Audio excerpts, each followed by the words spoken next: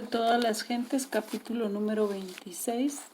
Durante los intervalos que transcurrían entre su viaje de un lugar a otro, Jesús moraba en Capernaum, y esta localidad llegó a ser conocida como su ciudad.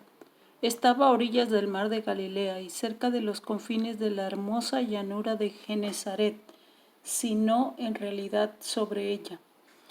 La profunda depresión del lago da a la llanura que rodea sus orillas el agradable clima del sur. Allí prosperaban en los días de Cristo la palmera y el olivo. Había huertos y viñedos, campos verdes y abundancia de flores para matizarlos alegremente. Todo regado por arroyos cristalinos que brotaban de las peñas. Las orillas del lago y los collados que lo rodeaban a corta distancia estaban tachonados de aldeas y pueblos.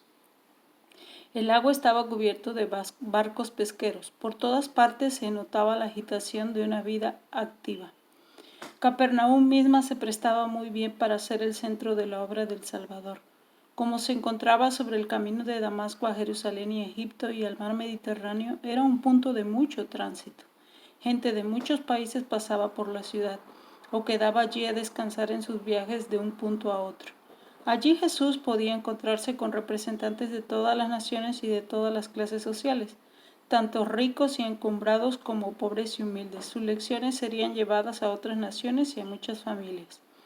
Así se fomentaría la investigación de las profecías, la atención sería traída al Salvador y su misión sería presentada al mundo. A pesar de la acción del Sanedrín contra Jesús, la gente esperaba ávidamente el desarrollo de su misión. Todo el cielo estaba conmovido del interés. Los ángeles estaban preparando el terreno para su ministerio, obrando en los corazones humanos y atrayéndolos al Salvador. En Capernaum, el hijo del noble a quien Cristo había sanado era un testigo de su poder, y el oficial de la corte y su familia testificaban gozosamente de su fe. Cuando se supo que el maestro mismo estaba allí, toda la ciudad se conmovió. Multitudes acudieron a su presencia. El sábado la gente llenó la sinagoga a tal punto que muchos no pudieron entrar.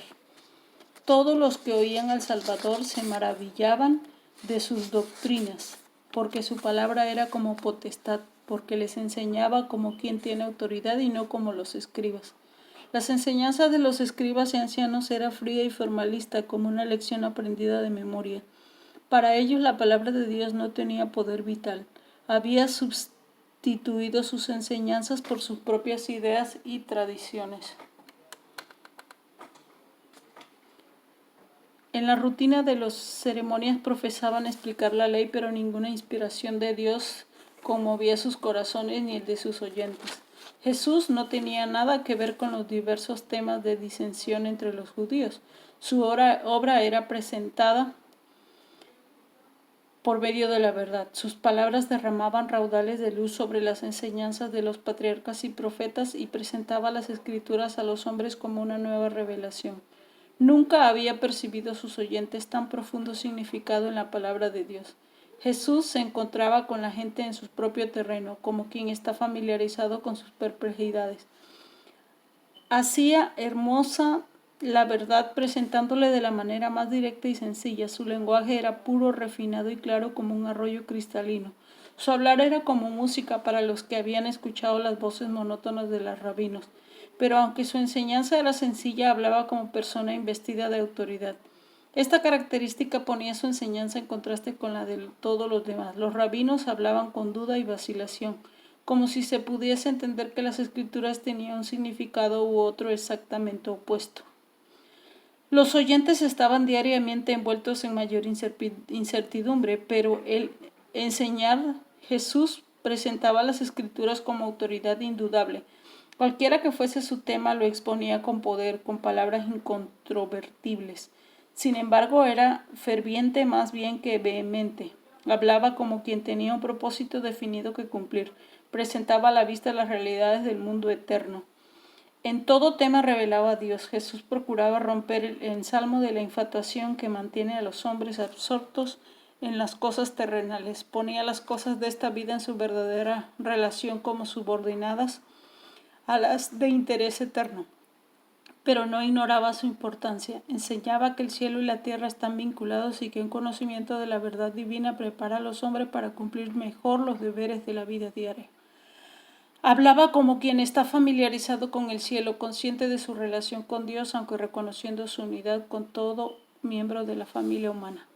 Variaba sus mensajes de misericordia para adaptarlos a su auditorio. Sabía hablar en sazón palabras al cansado, porque la gracia se derramaba de sus labios a fin de inculcar a los hombres los tesoros de la verdad de la manera más atrayente. Tenía tacto para tratar con los espíritus llenos de prejuicios y les sorprendía con ilustraciones que conquistaban su atención. Mediante la imaginación llegaba al corazón, sacaba sus ilustraciones de las cosas de la vida diaria y aunque era sencilla tenía una admirable profundidad de significado. Las aves del aire, los lirios del campo, las semillas, el pastor, las ovejas eran objetos con los cuales Cristo ilustraba la verdad inmortal. Y desde entonces siempre que sus oyentes veían estas cosas de la naturaleza recordaban sus palabras, las ilustraciones de Cristo, repetían constantemente sus lecciones. Cristo nunca adulaba a los hombres, nunca dijo algo que pudiese exaltar su fantasía e imaginación y le alababa por sus hábiles invenciones. Pero los pensadores profundos, sin prejuicio, recibían sus enseñanzas y hallaban que aprobaba su sabiduría. Se maravillaban por la verdad espiritual expresada en el lenguaje más sencillo. Los más educados quedaban encantados con sus palabras y los indoctos obtenían siempre provecho. Tenía un mensaje para los analfabetos y hacía comprender aún a los paganos que tenían un mensaje para ellos. Su tierna compasión caía en un toque sanador sobre los corazones cansados y atribulados. Aún en medio de las turbulencias del enemigo airado estaba rodeado por una atmósfera de paz. La hermosura de su rostro, la amabilidad de su carácter, sobre todo el amor expresado en su mirada y su tono, atraía a todos aquellos que no estaban endurecidos por la incredulidad. De no haber sido por el espíritu suave y lleno de simpatía que se manifestaba en todas sus miradas y palabras, no había traído las grandes congregaciones que atraía. Los afligidos que venían a él sentían que vinculaba sus intereses con los suyos como un amigo fiel y tierno, y deseaba conocer más de las verdades que enseñaba. El cielo se acercaba a ellos, anhelaban permanecer en su presencia y que pudiesen acompañarlos de continuo el consuelo de su amor. Jesús vigilaba con profundo fervor los cambios que se veían en el rostro de sus oyentes. Los que expresaban interés y placer le causaba gran satisfacción. A medida que la saeta de la verdad penetraba hasta el alma a través de las barreras del egoísmo y obraba constricción y finalmente gratitud, el Salvador se alegraba. Cuando su ojo recorría la muchedumbre de oyentes y reconocía entre ellos rostros que habían visto antes, su semblante se iluminaba de gozo. Veía en ellos promisorios súbditos para su reino. Cuando la verdad claramente pronunciada tocaba algún ídolo acariciado, notaba el cambio en el semblante, la mirada fría y el ceño que le decía que la luz no era bienvenida.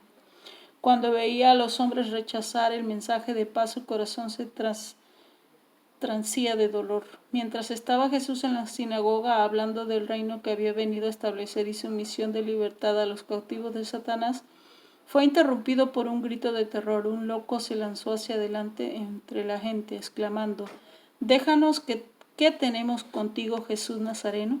¿Has venido a destruirnos? Yo te conozco quién eres, el Santo de Dios». Todo quedó entonces en confusión y alarma. La atención se desvió de Cristo y la gente ya no oyó sus palabras. Tal era el propósito de Satanás al conducir a su víctima a la sinagoga. Pero Jesús reprendió al demonio diciendo: «Enmudece y sal de él». Entonces el demonio, derribándolo en medio, salió de él y no le hizo daño alguno. La mente de este poder doliente había sido obscurecida por Satanás, pero en presencia del Salvador un rayo de luz había atravesado las tinieblas. Se sintió incitado a desear estar libre del dominio de Satanás, pero el demonio resistió al poder de Cristo. Cuando el hombre trató de pedir auxilio a Jesús, el mal espíritu puso en su boca las palabras y el endemoniado clamó con la agonía del temor. Comprendía parcialmente que se hallaba en presencia de uno que podía librarle. Pero cuando trató de oponerse al alcance de esa mano poderosa, otra voluntad lo retuvo. La palabra del otro fue pronunciada por su medio. Era terrible el conflicto entre el poder de Satanás y su propio deseo de libertad. Aquel que había vencido a Satanás en el desierto de la tentación se volvió a encontrar frente a frente con su enemigo. El diablo ejercía todo su poder para conservar el dominio sobre su víctima. Perder terreno sería dar una victoria a Jesús. Parecía que el torturado iba a fallecer en la lucha con el enemigo que había arruinado su virilidad. Pero el Salvador habló con la autoridad y libertó al cautivo. El hombre que había sido poseído permanecía delante de la gente admirada, feliz en la libertad de su dominio propio. Aún el demonio había testificado del poder divino del Salvador.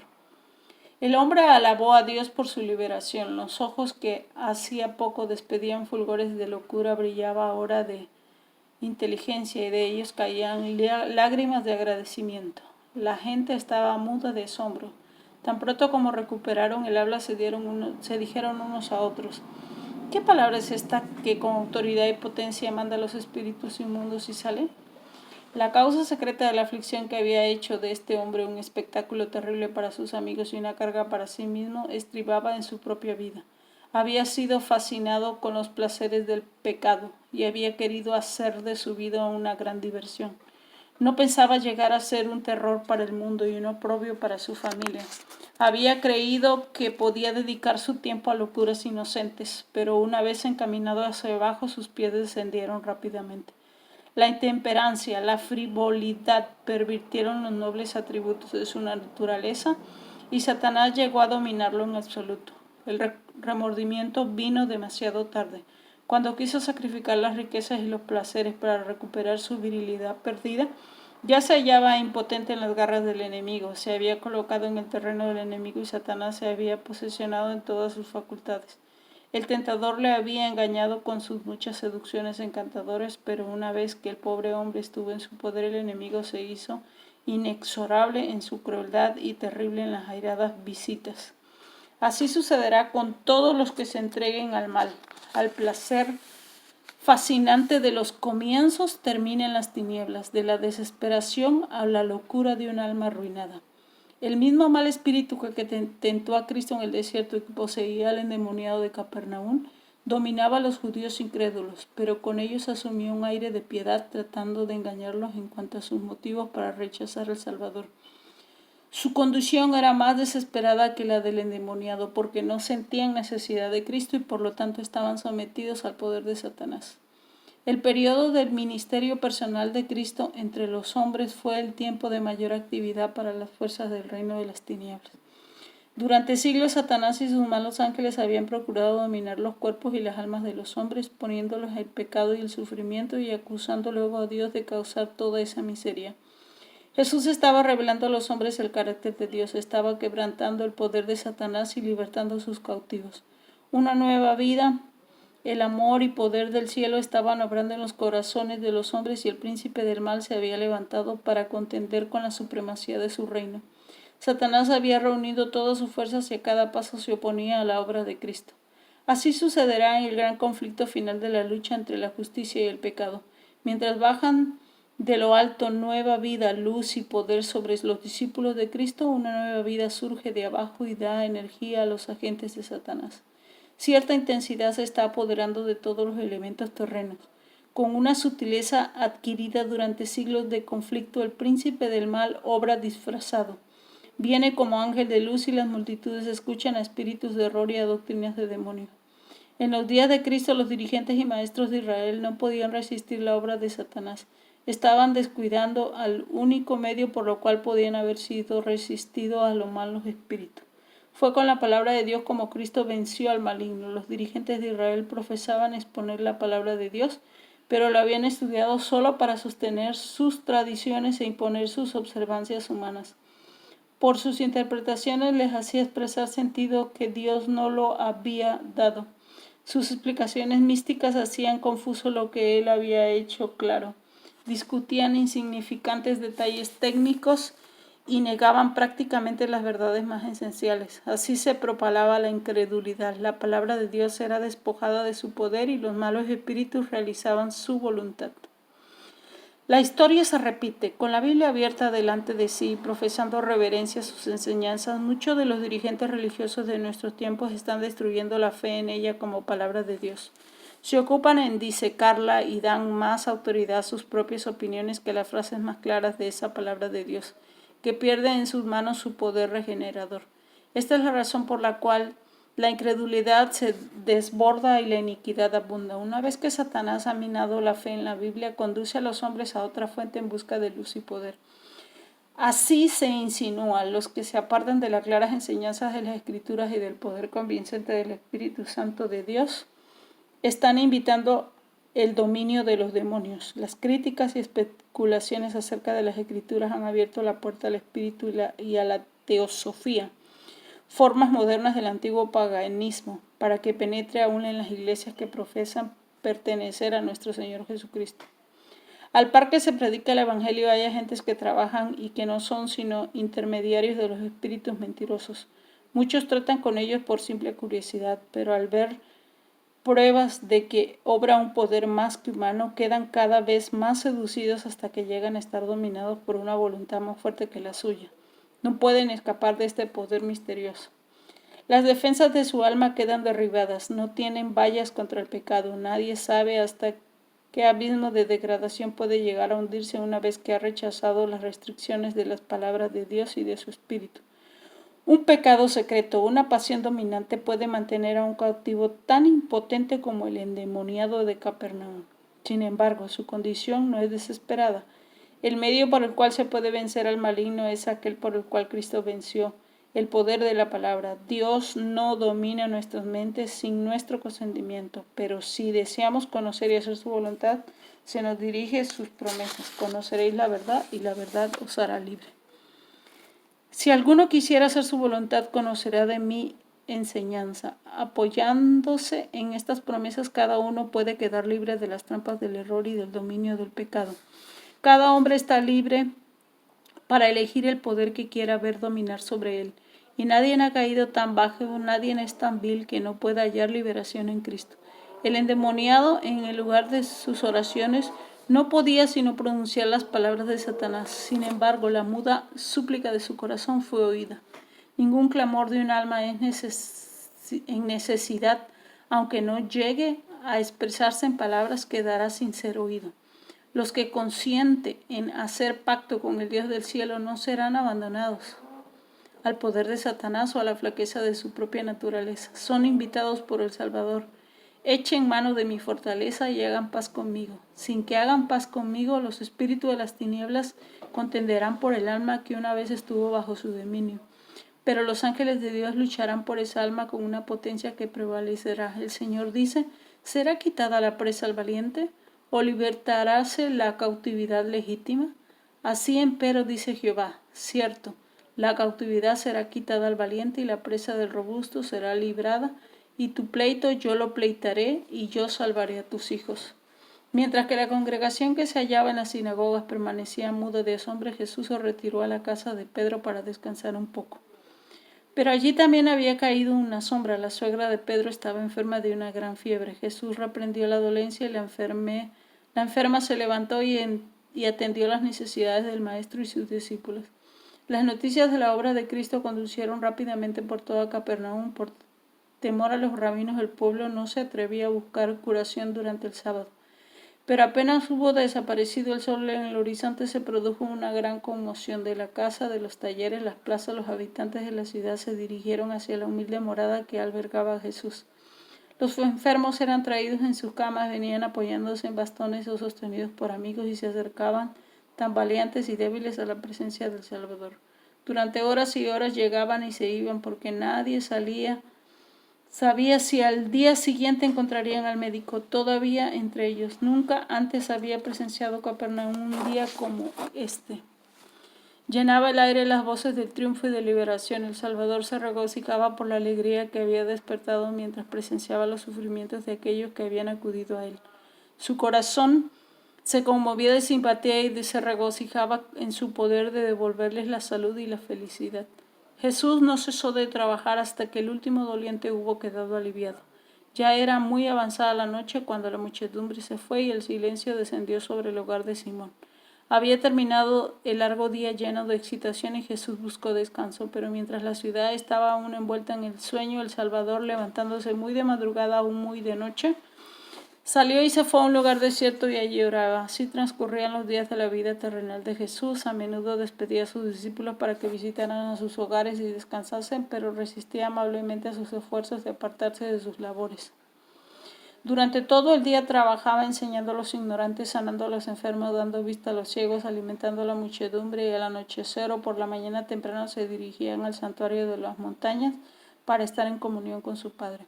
Muchas veces pasaba toda la noche en oración y meditación y volvía al amanecer para reanudar su trabajo entre la gente. Temprano por la mañana, Pedro y sus compañeros vinieron a Jesús diciendo que ya le estaban buscando el pueblo de Capernaum. Los discípulos habían quedado amargamente chasqueados por la recepción que Cristo había encontrado hasta entonces. Las autoridades de Jerusalén estaban tratando de asesinarle, aún sus conciudadanos habían procurado quitarle la vida. Pero en Capernaum se le recibía con gozoso entusiasmo y las esperanzas de los discípulos se reanimaron.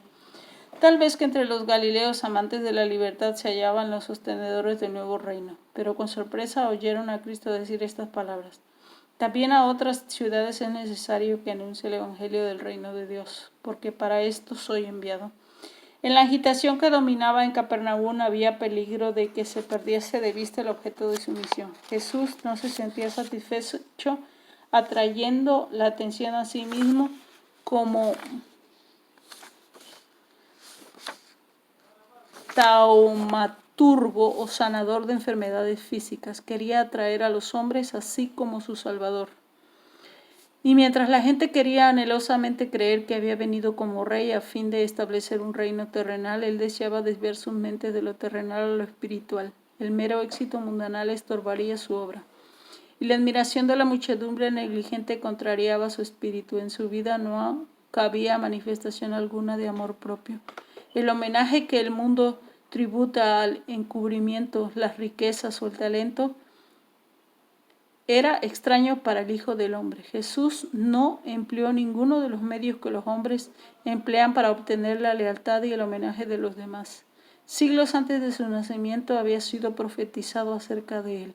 No clamará, ni alzará, ni hará oír su voz en las plazas. No quebrará la caña cascada, ni apagará el pabilo que humeare. Sacará el juicio a verdad, no se cansará ni desmayará hasta que ponga en la tierra juicio. Los fariseos procuraban distinguirse por su ceremonialidad y escrupuloso y la ostentación de sus cultos y caridad. Mostraban su celo por la religión haciendo de ella un tema de discusión. Las disputas entre las sectas opuestas eran vivas y largas. Era frecuente oír en las calles voces de controversia airada entre sabios doctores de la ley.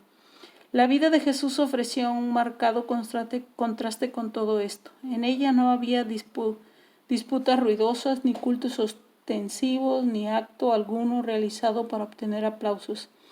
Cristo se ocultaba en Dios y Dios estaba revelado en el carácter de su Hijo.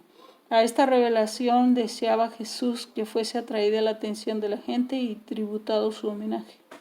El sol de justicia no apareció sobre el mundo en su esplendor para deslumbrar los sentidos con su gloria. Escrito está de Cristo.